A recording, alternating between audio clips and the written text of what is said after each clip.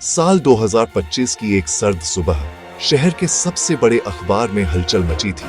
उनका होनहार पत्रकार साहिल 3 दिन से लापता था। साहिल हमेशा उन कहानियों के पीछे जाता था जहां कोई और जाने की हिम्मत नहीं करता। इस बार वह काला पानी गांव के रहस्य की पड़ताल कर रहा था। एक गांव जहां अमावस्या की रात हर साल कोई एक आदमी गायब हो जाता था। गांव के लोग मानते थे कि यह किसी श्राप या बुरी आत्मा का असर है, लेकिन पुलिस को कभी कोई सुराग नहीं मिला। साहिल ने अपने आखिरी कॉल में दोस्त को बताया था कि गांव की खामोशी के पीछे बड़ा राज छिपा है और वह ऐसे सबूत इकट्ठा कर रहा है जो देश को हिला देंगे। उसके बाद साहिल का फोन बंद हो गया। अखबार और परिवार ने पुलिस को खबर दी और मामला गंभीर हो गया। पुलिस कमिश्नर ने केस के लिए इंस्पेक्टर करण सिंह को चुना, एक तेज तर्रार अफसर जिसे गांव जाकर साहिल और इस रहस्य की सच्चाई सामने लाने का जिम्मा सौंपा गया। करण जानता था यह केस आम नहीं है। उसे एक ऐसे गांव में जाना था जहां अंधेरा सिर्फ रात में नहीं बल्कि लोगों के दिलों में भी था। इंस्पेक्टर करण अपनी टीम के साथ काला पानी गांव पहुंचा। रास्ता सुनसान और डरावना था। दोनों ओर घने पेड़, दिन में भी अजीब अंधेरा। गांव में अजीब सी शांति थी। कोई बच्चा, कोई औरत, कोई हलचल नहीं। कुछ बूढ़े लोग चुपचाप करण की टीम को घूर रहे थे, उनकी आंखें खाली और रहस्यमयी। करण ने सबसे पहले गांव के सरपंच से मिलने का सोचा। सरपंच का घर बाकी घरों से बड़ा था, लेकिन दरवाजे पर ही सरपंच ने करण को रोक दिया। करण ने अपना परिचय दिया और बताया कि वह पत्रकार साहिल की गुमशुदगी की जांच कर रहा है। सरपंच का चेहरा सुनते ही पीला पड़ गया। सरपंच बोला, उस लड़के को हमने समझाया था, यहाँ से दूर रहने को कहा था। ये गांव बाहर वालों के लिए ठीक नहीं है। करण को यकीन हो गया कि सरपंच कुछ छिपा रहा है। उसने ठान लिया कि वह इस राज का पर्दाफाश करके ही रहेगा। करण ने गांव के लोगों से बात करने की कोशिश की, लेकिन हर कोई चुप्पी साधे था। कोई साहिल के बारे में बात नहीं करना चाहता था। करण एक चाय की दुकान पर रुका। वहां एक बूढ़ा आदमी बैठा था। करण ने पूछा, बाबा, क्या आपने साहिल को देखा? बूढ़ा बोला, जो यहाँ आता है अपनी मर्जी से नहीं जाता। यहाँ की हवा में राज दफन है। करण की टीम ने एक औरत से भी पूछताछ की, लेकिन वह डर कर घर में छिप गई। गांव वाले किसी गहरे डर में थे। ये डर इंसान का था या अंधविश्वास का, करण को पता लगाना था। पूरा दिन पूछताछ के बाद भी करण के हाथ कुछ नहीं लगा। हर तरफ सिर्फ खामोशी और डर। करण समझ गया, गांव के लोग किसी बड़े झूठ का हिस्सा हैं। अब उसे असली कहानी तक पहुंचना था। करण ने सरपंच पर नजर रखने का फैसला किया। सरपंच पुलिस की मदद करने के बजाय उन्हें गांव से भगाना चाहता था। करण ने एक सिपाही को सरपंच के घर के पास निगरानी के लिए लगाया। रात के अंधेरे में गांव और भी डरावना लग रहा था। देर रात खबर मिली कि सरपंच चोरी छिपे गांव के बाहर जा रहा है। करण ने अपनी टीम के साथ उसका पीछा किया। सरपंच गांव के पीछे बनी पुरानी सुनसान पगडंडी से जंगल की ओर गया और एक बंद पड़ी कोयले की खदान के पास रुका। सरपंच तारों के नीचे से खदान में घुस गया। करण ने भी उसका पीछा किया। सरपंच एक छिपी हुई सुरंग के मुहाने पर रुका, अंदर झांका और जल्दी से लौट आया। करण ने तय किया, अब इस सुरंग की जांच करनी होगी। करण ने साहिल के ठहरने की जगह की तलाशी ली। गांव की छोटी धर्मशाला। कमरा साधारण था, लेकिन करण ने बारीकी से जांच शुरू की। मेज पर साहिल का नोटपैड मिला, जिसमें लिखा था, गांव के लोग डरे हुए हैं।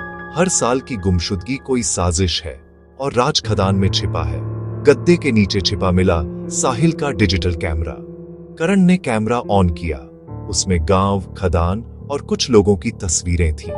आखिरी तस्वीरों में रात के अंधेरे में कुछ लोग खदान की तरफ जाते दिखे। उनके हाथों में फावड़े थे। एक तस्वीर में सरपंच भी था। सबसे डरावनी तस्वीर में खदान के अंदर जमीन पर कोई पड़ा था। चारों तरफ लोग खड़े थे। करण समझ गया, साहिल ने मरने से पहले सबूत इकट्ठा कर लिए थे। यह कैमरा अब केस का सबसे बड़ा सबूत था। कैमरे की तस्वीरों ने करण को यकीन दिला दिया, यह रहस्य भूत प्रेत का नहीं, इंसानों की साजिश का है। करण ने अगली सुबह टीम के साथ खदान की तलाशी का आदेश दिया। खदान पर पहुंचते ही सरपंच और गांव के कुछ लोग वहां मौजूद थे, घबराए हुए। सरपंच ने रोकने की कोशिश की, लेकिन करण ने अनसुना कर दिया। टीम ने ताला तोड़ा। अंदर घना अंधेरा और डरावना माहौल था। करण ने टीम को अलग अलग सुरंगों में भेजा। करण खुद उस छिपी सुरंग की ओर बढ़ा जहां सरपंच गया था। अंदर से सड़न की तेज गंध आ रही थी। सुरंग के आखिर में ताजी खुदी मिट्टी का ढेर था। करण को यकीन हो गया, यही असली राज छिपा है। करण ने टीम को बुलाया। सिपाहियों ने मिट्टी हटाई। नीचे प्लास्टिक की चादर में लिपटी साहिल की लाश मिली। उसके शरीर पर चोट के निशान थे। हाथ में नोटपैड भींचा हुआ था। साफ था, उसकी हत्या की गई थी। करण ने सरपंच और उसके साथियों को गिरफ्तार करने का आदेश दिया। सरपंच टूट गया और गुनाह कबूल कर लिया। उसने बताया, गांव के नीचे हीरे की बड़ी खदान है, जिसे कुछ लोग गैर कानूनी तरीके से निकालते थे। हर साल जो आदमी गायब होता था, असल में या तो भागने की कोशिश करता या राज खोलने की धमकी देता। उसे मारकर खदान में दफना दिया जाता। साहिल ने जब सच्चाई जान ली तो उसे भी मार दिया गया। करण ने पूछा, साहिल के साथ क्या किया? सरपंच बोला, उसने हमारी तस्वीरें खींच ली थी। अगर वह बाहर निकल जाता, सब खत्म हो जाता। अगली रात साहिल फिर खदान में आया। इस बार वे तैयार थे। हाथापाई में साहिल की मौत हो गई। लाश को वहीं दफना दिया गया। साहिल के कैमरे की तस्वीरें अब सबूत थी। रात में खदान की ओर जाते लोग, सरपंच के निर्देश और वह आखिरी धुंधली तस्वीर। साहिल ने अपनी जान देकर सच उजागर किया। उसकी तस्वीरें सरपंच और साथियों के खिलाफ सबसे बड़ा सबूत बनी। पुलिस को खदान से गैर कानूनी हीरों का जखीरा और कई पुराने कंकाल भी मिले। वो सब गायब हुए लोग थे। काला पानी गांव का रहस्य अब सुलझ चुका था। यह कोई श्राप नहीं, बल्कि लालच और हत्या की दास्तान थी। पुलिस ने सरपंच और साथियों को गिरफ्तार किया। गांव वाले हैरान थे, मुखिया ही कातिल निकला।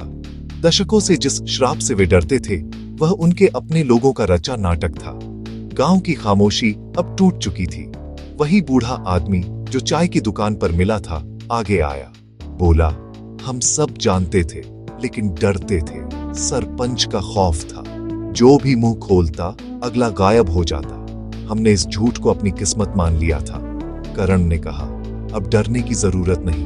गुनहगार पकड़े जा चुके हैं। साहिल ने अपनी जान देकर गांव को आजाद कराया है। पुलिस की जीप गांव से बाहर निकली। बूढ़ा आदमी बोला, अब शहर में ये खबर पहुंचेगी तो गांव मिट जाएगा। काला पानी अब अपने रहस्य के लिए नहीं, बल्कि हीरो के लालच और हत्याओं के लिए जाना जाएगा। एक राज के उजागर होने की कीमत पूरे गांव को चुकानी पड़ी। अंधेरी रात खत्म हो चुकी थी, लेकिन सुबह कई नए सवाल लेकर आई थी।